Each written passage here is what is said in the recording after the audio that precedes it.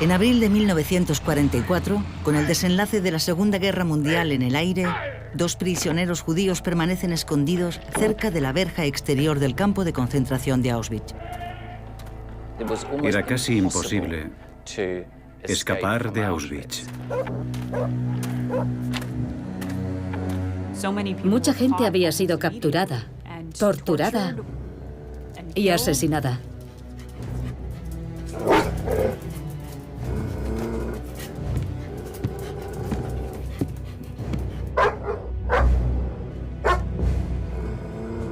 Los perros no los detectaron porque habían puesto tabaco empapado en petróleo alrededor del escondite.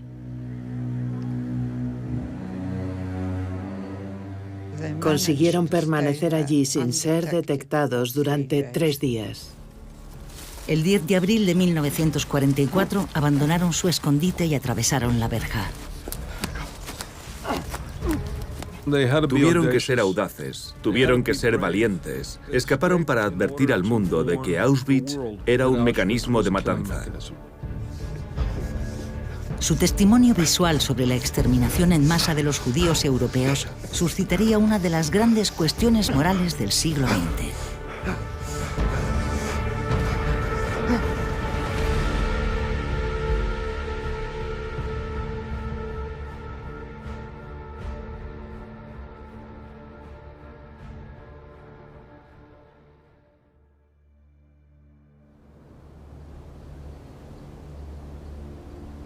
Aquel centro de matanza podía convertir a varios miles de seres humanos en ceniza en solo 24 horas.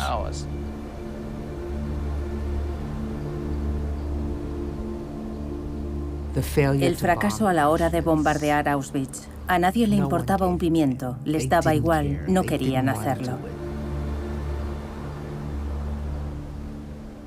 Auschwitz debería haber obtenido la respuesta más contundente mientras todo aquello sucedía, y representa un fracaso moral de Occidente. ¿Por qué se permitió que el mayor crimen de la historia moderna pudiera cometerse impunemente durante casi 2 años? 1 millón de judíos murieron allí gaseados. Y no fue por falta de pruebas.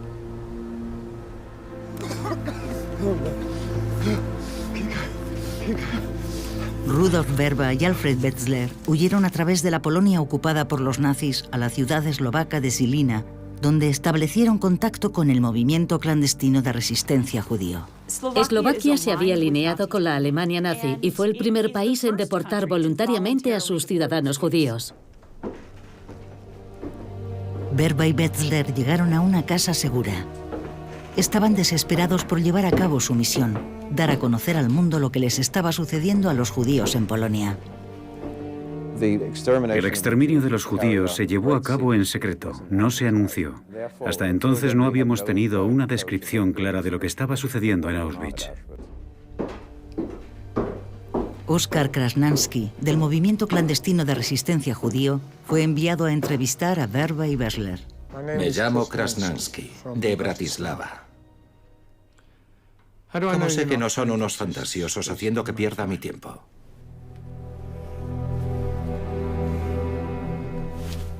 «44070. Le pregunté por qué se había puesto aquel tatuaje en el brazo. Entonces me miró y dijo, ¿dónde crees que he estado? ¿En un manicomio? Y entonces fue cuando me dijo que había estado en Auschwitz. ¿Por qué su tatuaje en el brazo y el suyo en el pecho? En el pecho se grababan con enorme brutalidad. Muchos se desmayaban. ¿Por eso empezaron a tatuar a la gente en los brazos? No. Lo hacían porque los del pecho se difuminaban enseguida. Deben contármelo todo. Cada detalle que sepan acerca de Auschwitz-Birkenau. Sí. Auschwitz es un centro de exterminio. No aquí ni ahora. Por separado. Si no sabes quiénes son esos hombres, quieres interrogarlos para asegurarte de que no te están contando una historia falsa. A principios de 1944, Auschwitz no es un nombre conocido. Había mucha confusión acerca de qué clase de lugar era. Al principio solo se sabía que estaban trasladando judíos a una zona de Polonia ocupada por los nazis. La resistencia clandestina polaca había conseguido de forma encubierta alguna información sobre el campo, pero en general esa información era incompleta y a veces contradictoria.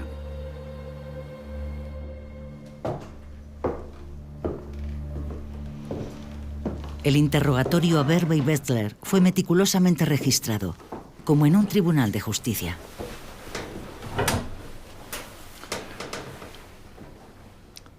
¿Cómo escapó usted?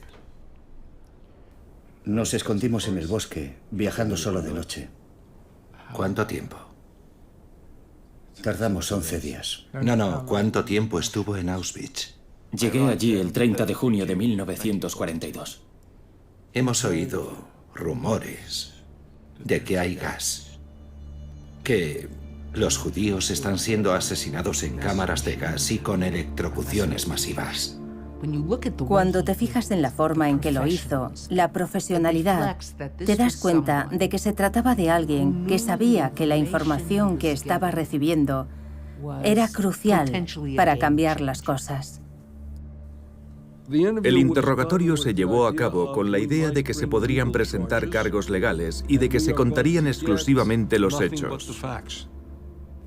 La verja perimetral está electrificada.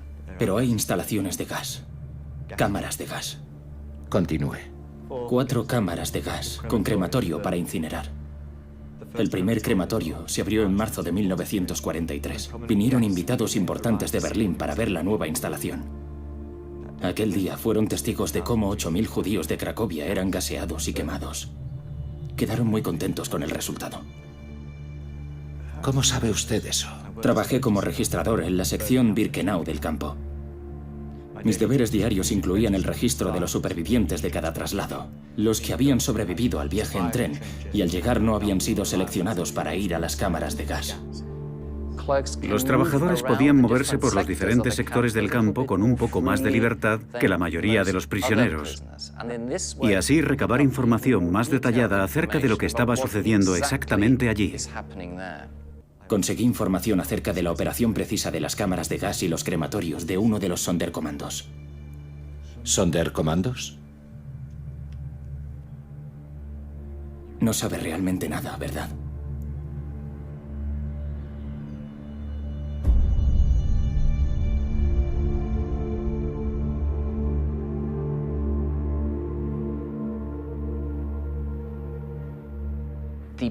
Los prisioneros de Auschwitz que mejor sabían lo que estaba ocurriendo en las cámaras de gas y los crematorios eran los miembros de los Sonderkommandos, prisioneros a quienes las SS obligaban a asistir a los asesinatos y a las incineraciones en los propios crematorios.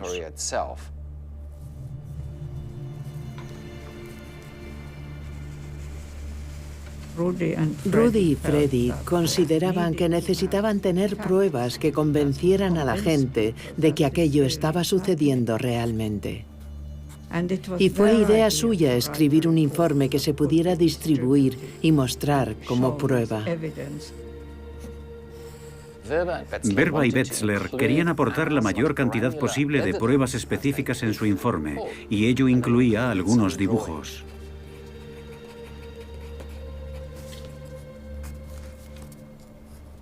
Auschwitz era un lugar enorme y fue creciendo de diferentes maneras. Por ejemplo, el primer campo fue Auschwitz I, que se abrió en 1940. Luego añadieron Birkenau, a varios kilómetros de distancia. Allí estaban las cámaras de gas y los crematorios. Esto es un dibujo aproximado del núcleo oscuro del campo principal de Auschwitz y de Birkenau. Y esta es una de las cámaras de gas y el crematorio que las SS construyeron en Birkenau. Es sorprendente la cantidad de detalles que Verba y Wetzler describieron correctamente sobre la disposición del campo, sobre la mecánica del exterminio masivo e incluso en lo que respecta a los nombres de los prisioneros.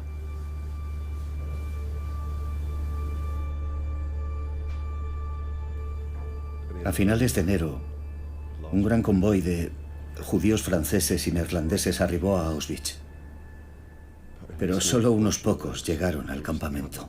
¿Qué pasó con el resto? Fueron directamente de los trenes a las cámaras de gas. ¿Vio usted personalmente la selección? Sí. Yo pertenecía a un comando de trabajo que me llevó a un lugar llamado La Rampa, donde llegaban los trenes. Algunas veces 1 al día, otras veces 5, algunas veces por la noche. Yo debía ocuparme de los objetos personales de los judíos que iban a las cámaras de gas y recoger los cadáveres de los que habían muerto en los vagones.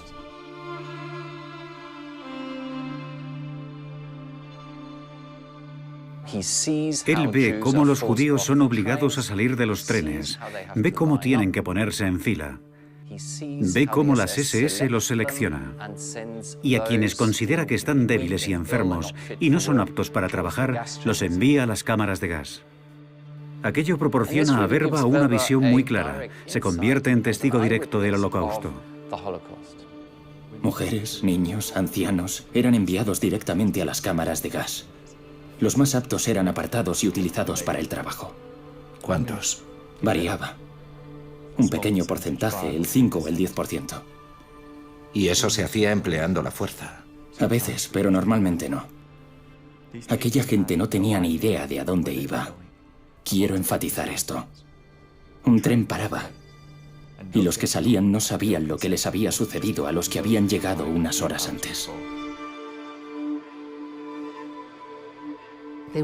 Estaban describiendo los detalles del genocidio, cómo se había llevado a cabo.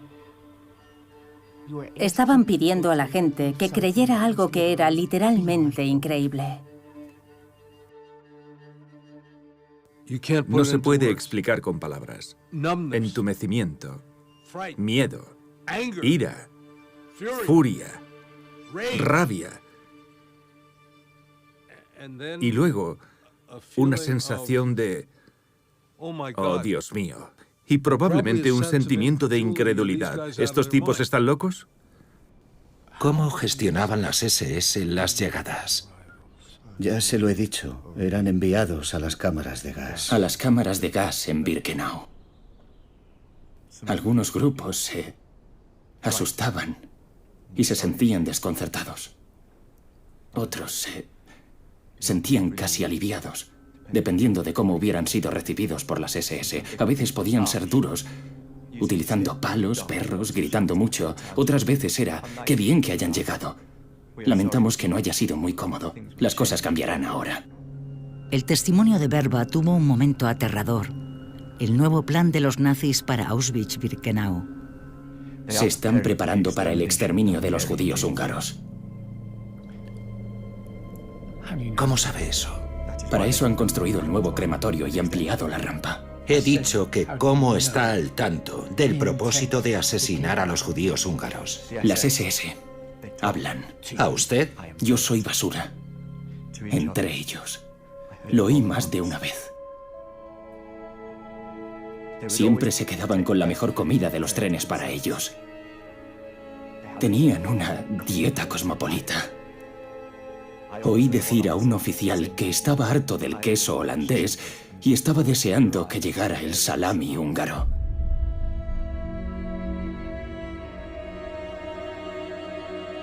¿Está seguro de haber oído eso? Tengo que preguntarlo.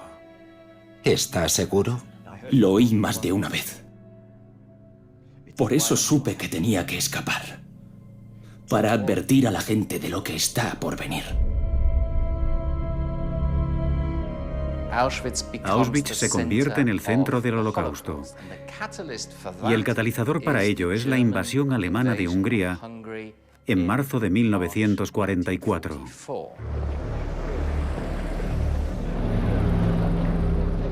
Hungría tenía la comunidad más grande de judíos de Europa prácticamente intacta. Y la persecución comenzó casi de inmediato. El 27 de abril de 1944, la advertencia de Verba se convierte en realidad. Los primeros 4.000 judíos fueron enviados en tren desde Hungría a Auschwitz.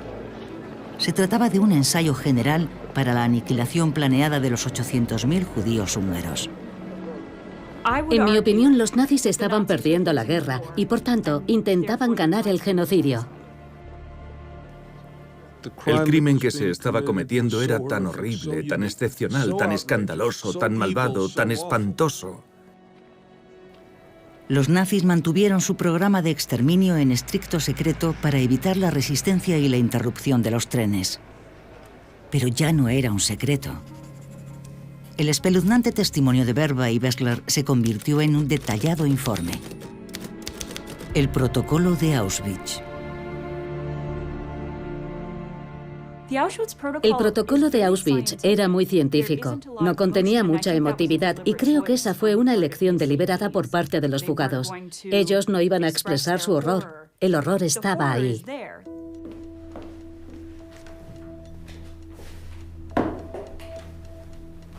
Gracias al protocolo, los activistas judíos de Eslovaquia conocieron los planes nazis para los judíos húngaros.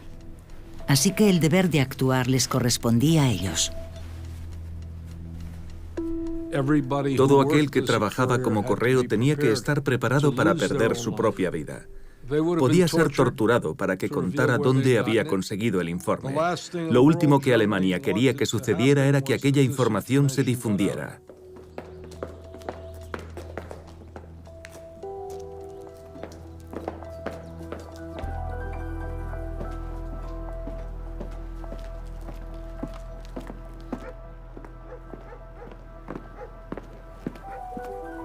La primera semana de mayo de 1944, el protocolo llegó a las manos de Michael Weissmandl, que trabajaba en secreto para la resistencia clandestina judía en la capital eslovaca. Weissmandl era un hombre muy apasionado. Estaba en Eslovaquia para rescatar gente.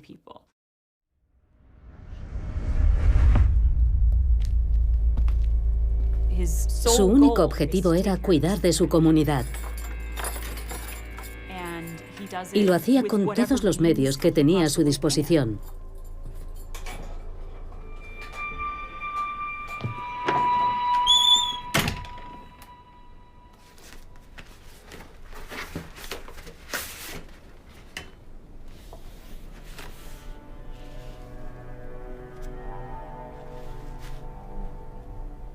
Weissmandl no solo fue una de las primeras personas en leer aquellos documentos, también fue el primero en darles una credibilidad total. El protocolo tuvo un efecto devastador en Weissmandl. Él mismo había sido testigo de deportaciones. Ahora comprendía el horror que les esperaba a aquellos que se habían ido. Conseguir la información era una parte de la tarea, difundir la información era la otra. Había que hacerlo con gran sigilo.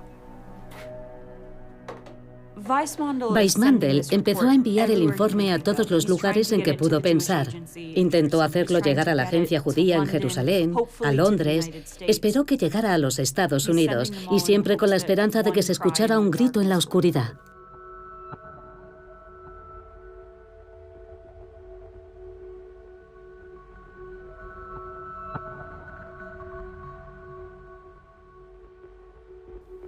Llamaron a la puerta de nuestro dormitorio y entraron dos gendarmes gritando: «Tenéis 2 minutos para hacer el equipaje. Os venís con nosotros». Deja tus joyas, deja todas tus pertenencias. Mi padre nos miró como si quisiera guardar aquella imagen de nuestra familia en su recuerdo. Nos dijeron: salid de la casa. Y solo dijo esta frase: manteneos en calma. Recordad, la calma es fuerza. Y le golpearon, le sacaron a empujones y desapareció. Al rabino, un hombre mayor con barba blanca, le hicieron caminar en la parte delantera de la columna. Era simbólico, los judíos se marchan de la ciudad. En la primavera de 1944, el mundo sabía muy poco acerca de lo que les estaba sucediendo a los judíos de Hungría. La mayoría miraba hacia otro lado, porque la guerra había llegado a un punto crítico. En aquel momento, los Estados Unidos y el Reino Unido se estaban preparando para el día D, de lo que dependía el resultado definitivo de la guerra, y aquello tenía prioridad sobre todo lo demás. Los estadounidenses estaban participando en la Guerra del Pacífico y aquello representaba un gran esfuerzo. Sabían que a medida que se acercaran a Japón, la guerra se recrudecería porque los japoneses eran unos combatientes realmente feroces. Y en el otro extremo de Europa, el ejército soviético estaba trabajando a toda máquina.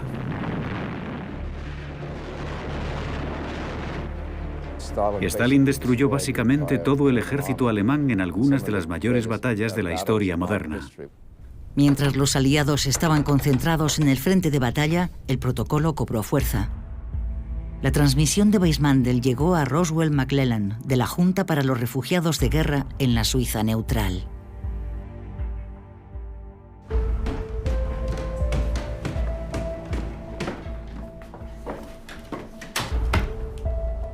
¿Es esto? La Junta para los Refugiados de Guerra fue creada por Roosevelt a principios de 1944. Era el único organismo mundial cuya tarea específica era rescatar judíos.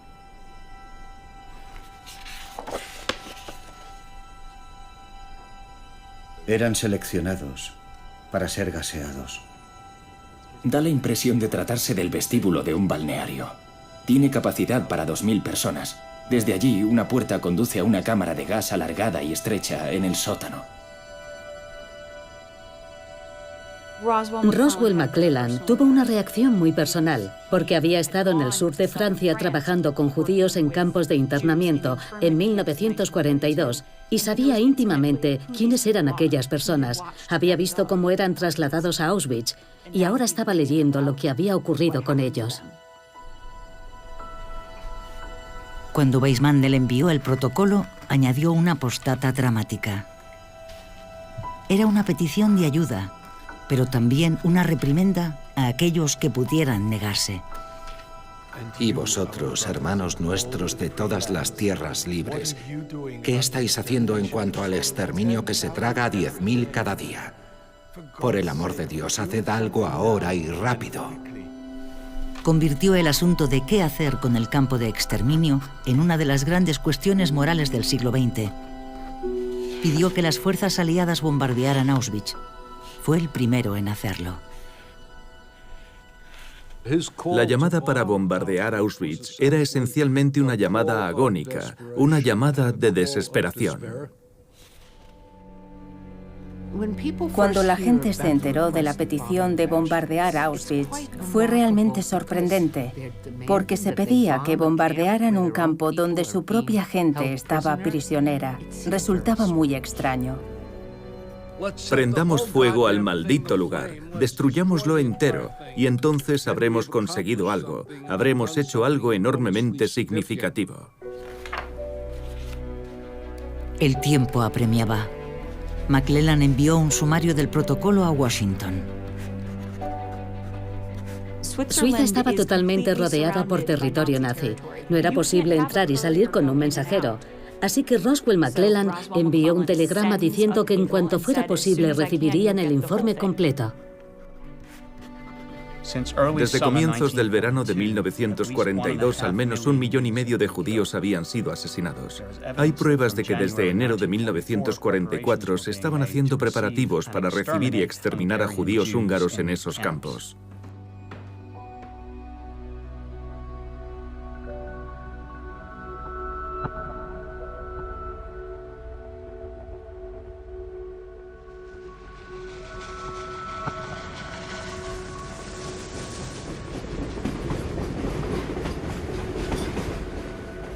Nos encerraron en aquella caja durante 3 días y 3 noches. Cada mañana durante el viaje, levantaban las persianas y arrojaban fuera los cadáveres. Con una pequeña ventana para respirar y un cubo para las necesidades corporales, aquello era muy embarazoso y desagradable. Hay algo que siempre ha estado dando vueltas en mi cabeza. No puedo librarme de ello y me siento realmente avergonzado.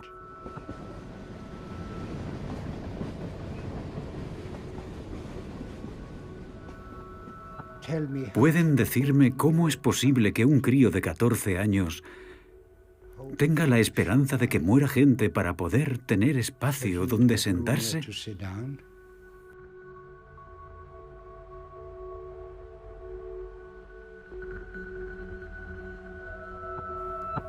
Llegamos por la mañana temprano. Se abrió la puerta y empezaron los gritos. ¡Fuera, fuera! ¡Rápido, rápido! ¡Vamos, vamos! Y a través de las rendijas del vagón en el que viajábamos vi la palabra Auschwitz y no tenía ni idea de qué era.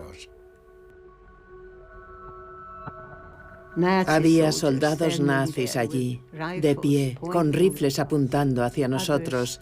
Otros sujetaban a unos perros enormes que nos ladraban. Lo primero que percibías al respirar era un olor muy extraño. Era un olor como dulce y a quemado. Yo pensé que era una panadería y que estaban horneando pan.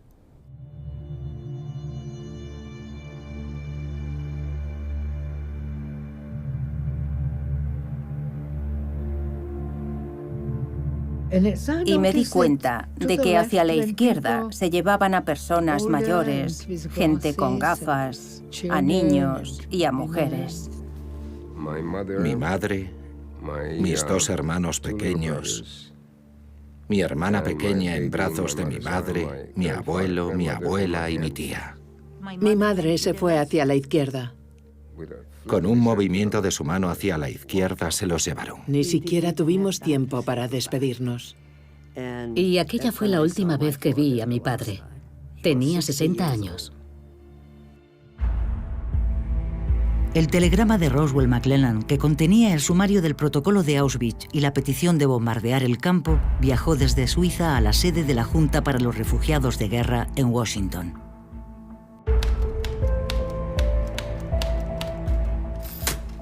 Todas las fuentes de dicha información en Eslovaquia y Hungría instaron a bombardear tramos vitales de las líneas ferroviarias. También instaron a que los campos de Auschwitz y Birkenau, especialmente las cámaras de gas y los crematorios, reconocibles por sus altas chimeneas, fueran bombardeados desde el aire. El director de la Junta para los Refugiados de Guerra era un abogado llamado John Paley. La decisión acerca de qué hacer con aquella sorprendente información recaía sobre sus hombros. John Paley era muy mesurado y muy diligente y tenaz. No era cínico. Creía realmente que los Estados Unidos podían intentar salvar a gente. ¿Quiere decirle al doctor Axin que venga a mi despacho? Y no me pase llamadas hasta que se vaya. Cuando la gente vio el nivel de detalle de aquellas atrocidades, reconoció que se trataba de algo diferente, algo horripilante. Ven. Quiero que eches un vistazo a esto. Lo envía Roswell McClellan. ¿Auschwitz? Creo que quiere decir Auschwitz. Benjamin Axin era abogado, se crió en Letonia y era muy inteligente. Era judío y sin duda tenía todavía familia y amigos en Europa. Él pensaba que la Junta para los Refugiados de Guerra podía hacer cosas buenas.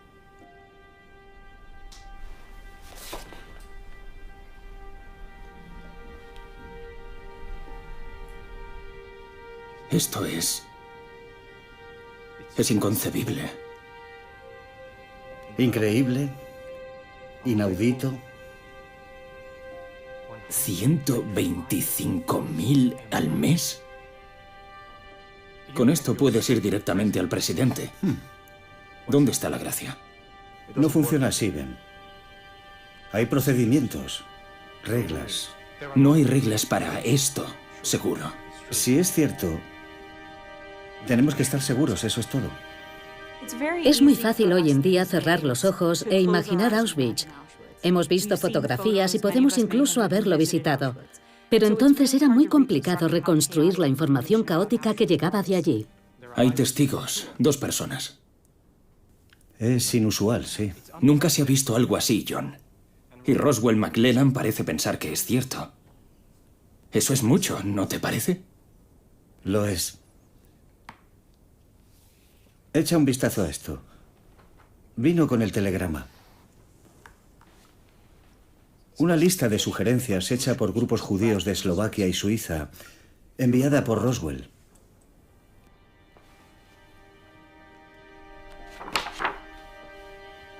Existe una lógica en esto. Quiero decir que... si aceptas esto, la consecuencia es que debes hacer esto.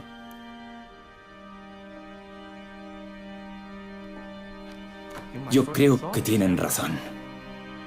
Deberíamos bombardear, enviarles un mensaje. No creo que el planteamiento de bombardear el campo como una forma de reaccionar ante tal atrocidad fuera en absoluto inusual. Creo que a todos nos hubiera gustado pensar que esa sería exactamente la respuesta que daríamos. John, este informe habla de matanza a escala industrial. Para mucha gente, el protocolo fue lo que les hizo cambiar de opinión. Si querían detener esa matanza, no había más remedio que utilizar esa herramienta, matar. Y el único modo de hacerlo era el bombardeo del campo. Verás, no recuerdo haber leído nunca u oído hablar de una propuesta semejante. Y estoy hablando de cualquier guerra. ¿Bombardear a civiles amigos? ¿Civiles que nos hemos comprometido a rescatar? Moralmente sería... ni siquiera sé cómo definirlo. Paley consideró que no había mucho que se pudiera hacer. La Junta de Refugiados de Guerra siempre trataba de recabar información sobre Europa, pero no vio esa información como un informe de inteligencia fiable. Transmitiré la sugerencia al Departamento de Guerra, pero ya sé lo que dirán. Desviación de recursos. El 24 de junio de 1944, Paley transmitió la recomendación de bombardear el campo a su superior en la cadena de mando, John McCloy, el secretario adjunto de guerra. Pero McCloy no era partidario de desviar recursos militares, porque la guerra se encontraba en una situación crítica en ese momento. Las fuerzas aliadas habían aterrizado con éxito en Francia el día D.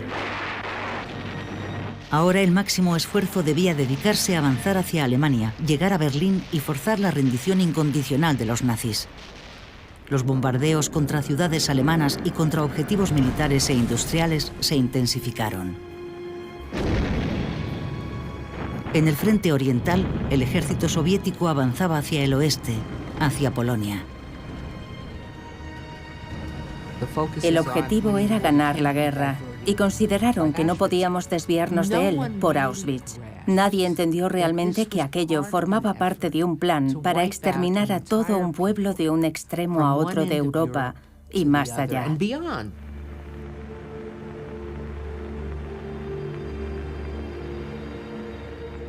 Una vez que comprendes que los judíos están siendo asesinados todos los días, no puedes seguir con tus asuntos como siempre, no puedes imaginarte no hacer algo al respecto.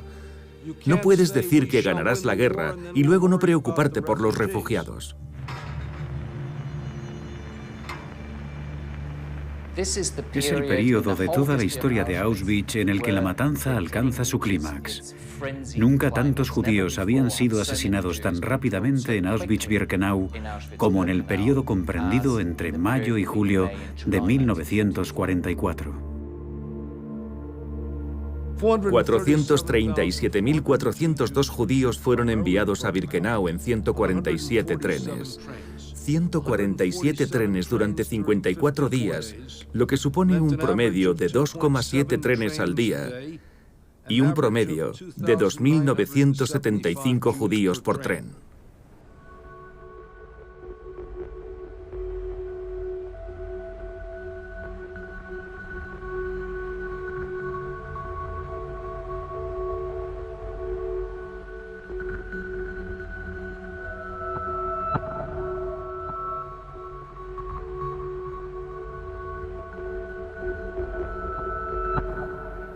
Yo no sabía lo que era un crematorio, no sabía lo que era una cámara de gas, no tenía ni idea. Pero pronto lo supimos. No tardamos mucho tiempo en descubrirlo. Alguien me preguntó, ¿está tu madre contigo? Dije, no, la enviaron a la izquierda, probablemente con las mujeres mayores, a otro barracón. Finalmente supimos lo que les había pasado a todos los que habían sido enviados a la izquierda. No queríamos creerlo. Y solo dijo esta frase: por ahí es por donde se ha ido. Se ha ido por la chimenea. Así que todos miramos hacia las chimeneas. Y pensé, ¿cómo puede alguien pasar por una chimenea? ¿Que van a incinerar a mi madre y a mi hermano? No me lo creí. No nos lo podíamos creer. No es verdad, no es verdad, no puede ser. Al día siguiente supimos que era verdad, que estaban incinerando a nuestras familias. El protocolo había quedado aparcado en Estados Unidos, pero en Londres llegó al escritorio del secretario de Relaciones Exteriores, Anthony Eden. Los representantes de la agencia judía en Londres, Chaim Weizmann y Moshe Shertok, fijaron una reunión urgente para cursar su petición en persona. Chaim Weizmann era el presidente de la Organización Sionista Mundial y conocía muy bien la situación de los judíos.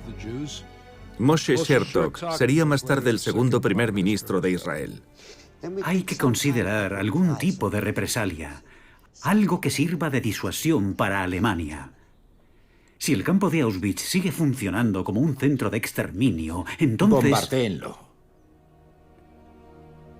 El objetivo es eliminar la maquinaria de aniquilación y confiar en salvar a 300.000 judíos húngaros del exterminio.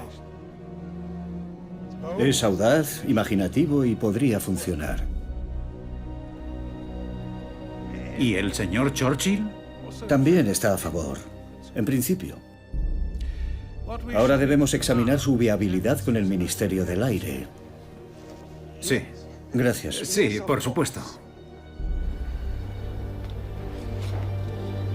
En un memorándum enviado a Eden, Winston Churchill escribió sobre Auschwitz: no hay duda de que este es probablemente el crimen más grande y más espantoso cometido en toda la historia de la humanidad. Los instintos de Churchill eran genuinos. Fue uno de los primeros en reconocer en toda su dimensión la gravedad de lo que estaba ocurriendo. Churchill le dijo a Eden, debemos hacer algo. Y añadió, obtenga todo lo que pueda de la Fuerza Aérea y mencione mi nombre si es necesario. Eden lo interpretó como, actúe con rapidez y con decisión, tiene mi beneplácito. Dos de los hombres más poderosos del Reino Unido apoyaban el bombardeo de Auschwitz. Eden convocó al jefe del Ministerio del Aire, Sir Archibald Sinclair, para discutir la viabilidad de la incursión. Fue una gran sorpresa recibir esto. Por lo que sé, no ha sido enviado al gabinete. Innecesario, según Winston. En el ministerio creen que no debemos interrumpir la campaña de Normandía con una operación de esta naturaleza. No me diga. Sí, y lo creen firmemente. Además, ¿no es algo más apropiado para nuestros aliados soviéticos? Están más cerca del objetivo que nosotros. Stalin tenía tantas posibilidades de bombardear Auschwitz como de permanecer una semana cabeza abajo en la Plaza Roja en invierno. Eso es muy interesante, pero le pedí que examinara la viabilidad de un bombardeo sobre Auschwitz-Birkenau. Y eso he hecho, Anthony. Siento mucho discrepar. Solo ha enumerado las objeciones de la Fuerza Aérea para realizar la misión y ha hecho un par de sugerencias extravagantes. Lo que tenemos que descubrir, usted y yo, es si el bombardeo de Auschwitz es realmente factible. Debería coordinar sus ideas con los americanos. Sinclair estaba desempeñando el papel que tenía asignado como secretario de Estado del Aire, que era proteger los recursos de la Fuerza Aérea, centrándolos en la propia guerra. Creo que examinó el tema y se dijo, mejor dárselo a los americanos. Están en mejor posición que nosotros para hacerlo. La petición de Eden de realizar un estudio de viabilidad para el bombardeo de Auschwitz llegó al general Karl Spaatz, uno de los hombres más poderosos de la Fuerza Aérea Aliada. Y Spaatz dijo que sí, que estaría dispuesto a hacerlo. No puedo imaginarme que alguien como Karl Spaatz no se sintiera indignado y no hubiera querido tomar algún tipo de represalia, o al menos intentarlo, con el instrumento del que disponía, que era el bombardero de largo alcance. La cuestión moral respecto a bombardear Auschwitz pasó a ser una cuestión técnica. ¿Podemos bombardear Auschwitz? Cada potencial objetivo era atacado después de ser sometido a inteligencia especializada. ¿Dónde se encuentra? ¿Qué aspecto tiene? ¿Cuáles serían las mejores rutas? Los aliados habían estado reuniendo información sobre la zona desde la primavera de 1944. Aviones espía ya habían sobrevolado Auschwitz-Birkenau, pero buscaban fábricas, no un campo de exterminio. Habían fotografiado los alrededores de la fábrica IG Farben para apoyar el ataque a las zonas industriales que producían combustible sintético para los alemanes, un objetivo de importancia crítica. Las fotografías se enviaron a la estación de la RAF de Medmenham, donde fueron analizadas. Por casualidad, 3 de ellas mostraban el campo de Auschwitz-Birkenau. Eran precisamente las imágenes que el general Spaatz necesitaba desesperadamente. Las fotografías cubrían un área muy amplia, no solo la zona industrial de IG Farben. En ellas aparecía también Birkenau. Tenían las fotografías de los crematorios, pero no lo sabían.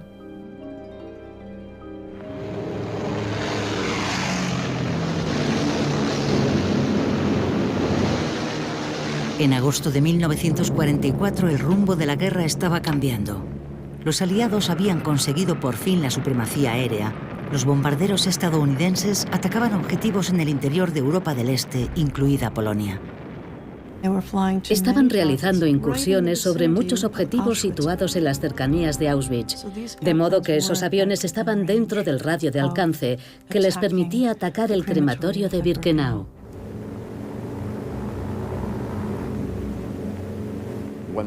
La idea de bombardear Auschwitz era destruir las cámaras de gas y matar a los prisioneros. Pero era una operación muy difícil. Las cámaras de gas de Auschwitz eran del tamaño de una cancha de tenis. En la Segunda Guerra Mundial no había nada parecido a los actuales bombardeos de precisión. El B-17 estadounidense volaba a más de 9.000 metros, a unos 500 kilómetros por hora, y sus bombas eran extraordinariamente primitivas. Para que las bombas impactaran sobre los crematorios, era necesario enviar unos 220 bombarderos, lanzando cada uno de ellos 10 bombas sobre el objetivo, y así tener una alta probabilidad de que una bomba aterrizara sobre los edificios. No es nada fácil de conseguir.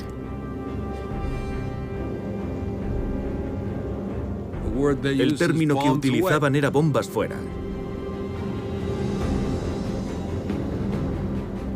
Nadie sabía dónde aterrizaban. Y en consecuencia se cometían errores.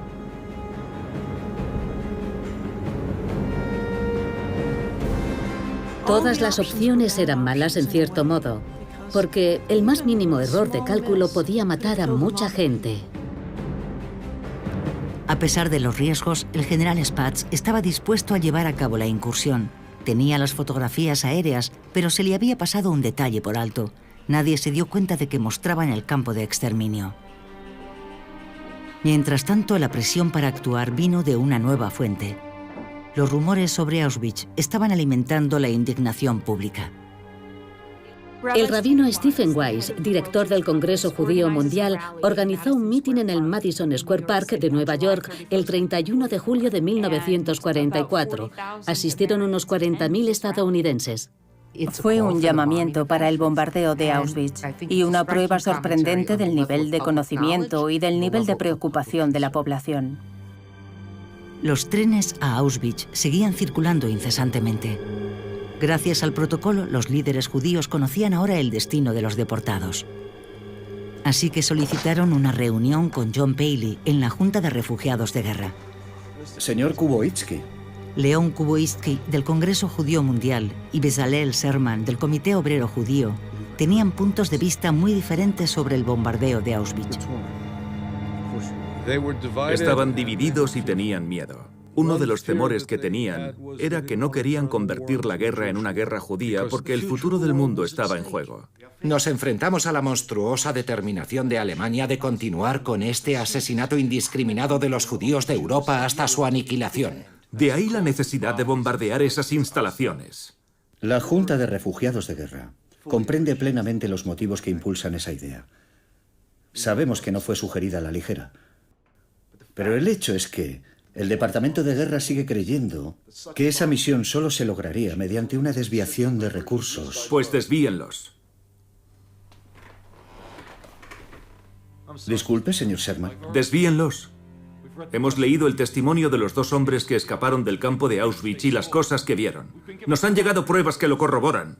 Igual que a nosotros. Entonces lo sabemos todos. Se está formando una imagen de algo que se escapa a la escala humana, ¿no es cierto?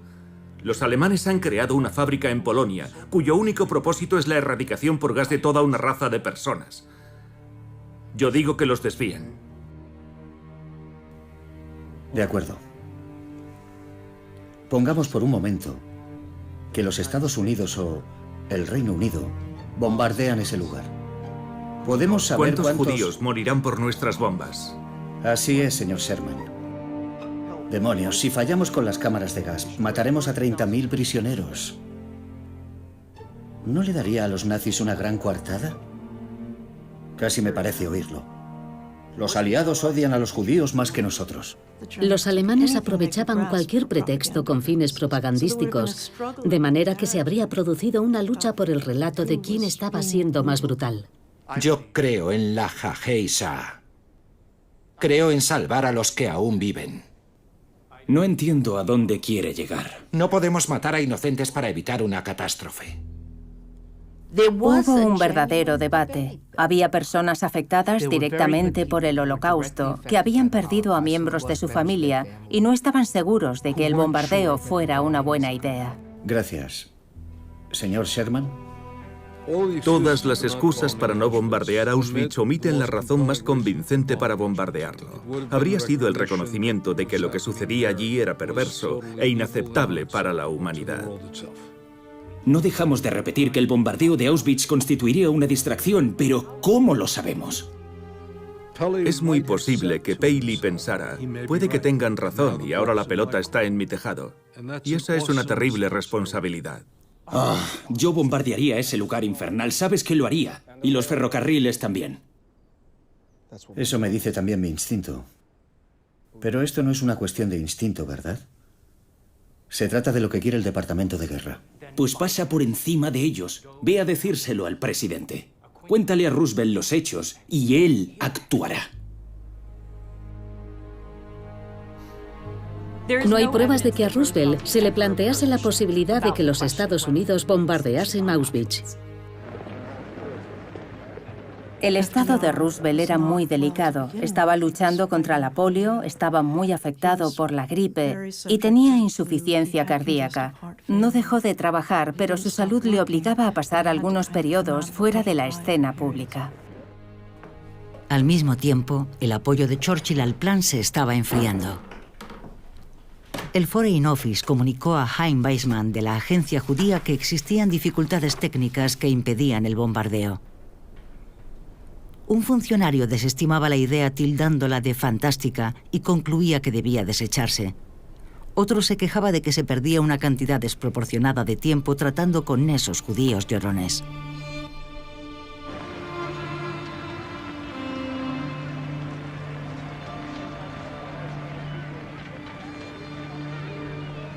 Decían, no vamos a creer esas atrocidades. Solo se cuentan para que dejemos entrar a los refugiados y a los niños. Y ese nivel de antisemitismo afectó a muchas decisiones. Los judíos quejándose otra vez. A pesar de haber sido descartado en un primer momento, el 13 de septiembre de 1944 los aliados bombardearon Auschwitz-Birkenau. Lanzaron unas 2.000 bombas. Y las bombas no distinguen entre prisioneros y miembros de las SS.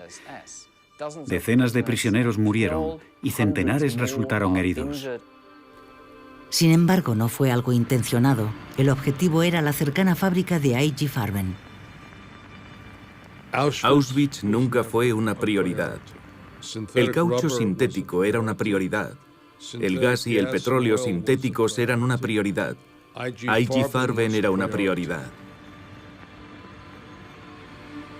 Si el objetivo que pretendían bombardear estaba a 13 kilómetros de distancia e inadvertidamente bombardearon Auschwitz, eso demuestra lo rudimentarios que eran los bombarderos.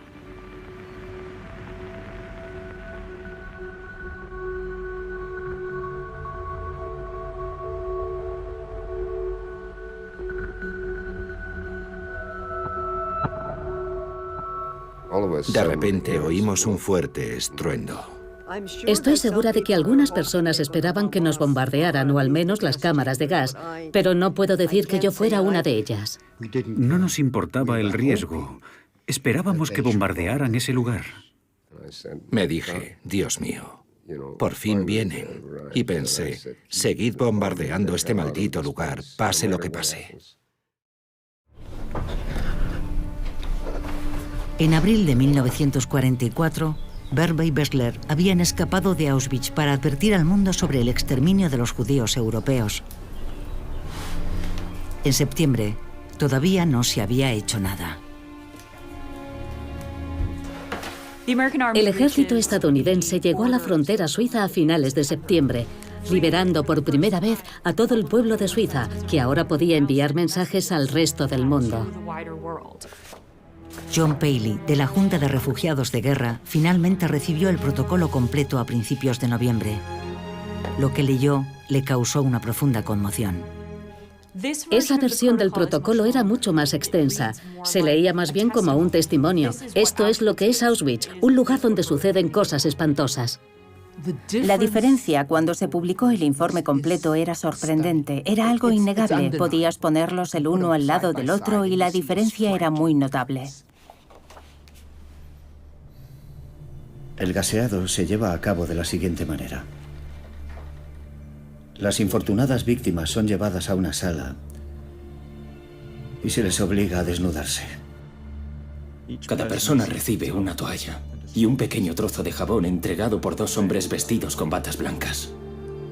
Luego introducen en la cámara de gas a tanta gente que solo es posible estar de pie. Cuando están todos dentro, cierran una pesada compuerta. Luego se produce una breve pausa. A continuación, hombres de las SS con máscaras antigas suben al techo, abren las trampillas y arrojan el contenido de unas latas de hojalata etiquetadas como Cyclone, un pesticida contra parásitos fabricado por una empresa de Hamburgo. Es una mezcla de cianuro que se convierte en gas a ciertas temperaturas. 3 minutos después, todos en la cámara habían muerto.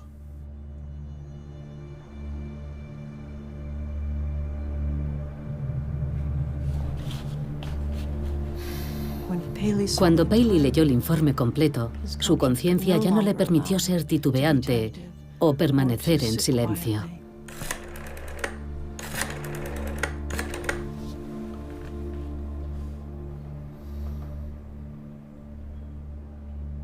Señor McCloy. Buenos días, señor. Soy John Paley. Tengo algo que es imperativo que vea. Es un informe de Auschwitz. Su reacción fue: es peor de lo que imaginaba. Pensaba que era algo extraordinariamente malvado. Pero esto es, con diferencia, mucho más terrible. Se puso en contacto con John McCloy y le envió una copia del protocolo con una nota que decía: ahora estoy convencido de que necesitamos utilizar bombardeos directos para destruir las cámaras de gas y los crematorios de Auschwitz-Birkenau. El secretario adjunto de guerra, John McCloy, le comunicó a Paley de manera concluyente que el bombardeo de Auschwitz no era factible desde un punto de vista militar. Le dice que existe una fuerte corriente de opinión que considera que tal acción, incluso siendo factible, podría provocar una respuesta más vengativa por parte de los alemanes. ¿Qué es más vengativo que Auschwitz? Los funcionarios que tomaron la decisión de que la operación no debía llevarse a cabo no estaban preocupados por los prisioneros del campamento. Por lo que sabemos, la gran mayoría simplemente lo desecharon. Paley no podía obligar al Departamento de Guerra a actuar, de modo que filtró la versión completa del protocolo a los periódicos con una carta de presentación. Las atrocidades cometidas por los alemanes son tan repugnantes y diabólicas que a cualquier persona civilizada le costará creer que estén teniendo lugar. Paley comprendió su responsabilidad, y esa fue su grandeza. Yo consideraba a John Paley como uno de los grandes héroes estadounidenses, y él dijo que habíamos hecho muy poco y demasiado tarde. Paley sabía lo que hacía y jugó la carta de los medios muy bien. Recibió mucha atención. Salió en todos los periódicos. La noticia ocupó las portadas de todo el país. El Washington Post publicó un editorial titulado Genocidio. Fue la primera vez que esa palabra apareció en un periódico de tirada nacional. El día en que esa información fue revelada al pueblo estadounidense, los nazis destruyeron las cámaras de gas.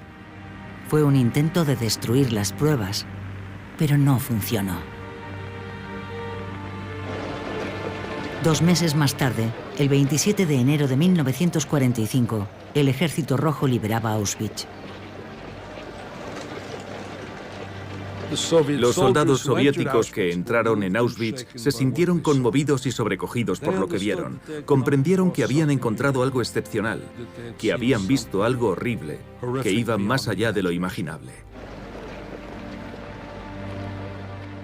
Me habría gustado que los británicos o los estadounidenses hubiesen presionado más para que ese objetivo fuera bombardeado, como una declaración de principios a los nazis de que aquello era algo atroz y que no estábamos dispuestos a tolerarlo.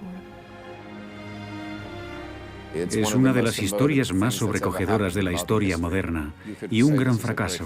Pero estábamos librando una guerra mundial. El destino de los judíos europeos dependía de la liberación de la Europa ocupada por los alemanes y de la destrucción del régimen nazi. Yo hubiese abogado por el bombardeo como una declaración de profunda indignación moral. ¿Pero eso habría resuelto el problema? No. Y creo que los críticos que dicen que ellos sí lo habrían hecho no interpretan bien la historia.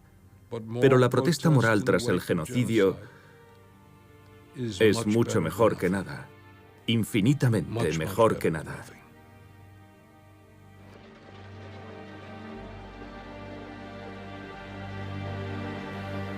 Ante un genocidio es muy importante que el mundo levante la voz, porque no sabemos dónde y cuándo puede volver a ocurrir. Llegamos al convencimiento de que teníamos que recomendar esa medida como algo imperativo. No solo que se debían bombardear las líneas ferroviarias, sino también los crematorios. Es trágico que no tomáramos esa decisión desde el principio, pero así son los hechos.